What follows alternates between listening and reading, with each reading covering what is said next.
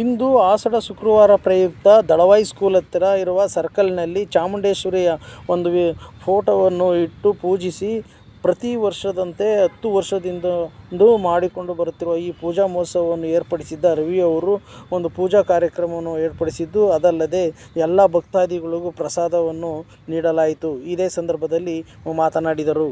Sir ನಮಸ್ತೆ. ಇವತ್ತು ಆಷಾಢ ಶುಕ್ರವಾರ ಪ್ರಯುಕ್ತ ತಾವು ಅನುದಾನ ಮಾಡ್ತಾ ಇದ್ದೀರಾ ಈ ಒಂದು ಸರ್ಕಲ್ನಲ್ಲಿ. ತಮ್ಮ ಹೆಸರು ಸರ್? ಸರ್ ನನ್ನ ಹೆಸರು ರವಿ ಅಂತ. ಹೇಳಿ ಸರ್. ಒಂದು ಕಲರ್ಸ್ ಕ್ಷೇತ್ರದಲ್ಲಿ ಅವ್ರು 10 ವರ್ಷದಿಂದ ಮಾಡ್ಕೊಂಡು ಬರ್ತಾ ಇದ್ದೀವಿ ಸರ್. ಕೆಟ್ಟಪ್ಪ ಹೋಟ್ಲು ಕಡೆಯಿಂದ ಸರ್ಕಲ್ ಹುಡುಗರುಗಳು ಮತ್ತು ಆಟೋ ಸ್ಟ್ಯಾಂಡ್ ಅವರು ಎಲ್ಲ ಒಟ್ಟಾಗಿ ಕೂಡಿ ಪ್ರತಿ ವರ್ಷ ನಡೆಸ್ಕೊಂಡು ಬರ್ತಾ ಇದ್ದೀವಿ ಸರ್. ಇದು ಪ್ರತಿ ವರ್ಷ ಇಲ್ಲೇ ಸರ್ಕಲಲ್ಲೇ ಪೂಜೆ ಇಟ್ಟು ಮಾಡ್ತಾ ಇದ್ದೀರಾ ಸರ್? ಇಲ್ಲ ಮಾಡ್ತಾ ಇದ್ದೀವಿ ಸರ್. ಚಾಮುಂಡಿ ಬೆಟ್ಟ ಏನಾರು ಮಾಡ್ತಾ ಇದ್ದೀರಾ ಸರ್? ಸರ್ಕಲ್ಲೇ ಮಾಡಿ 10 ವರ್ಷದಿಂದ ನಡ್ಸ್ಕೊ ಹೋಗ್ತಾ ಇದ್ದೀರಾ? ಅನುದಾನ ಮಾಡ್ತಾ ಇದ್ದೀವಿ ಸರ್.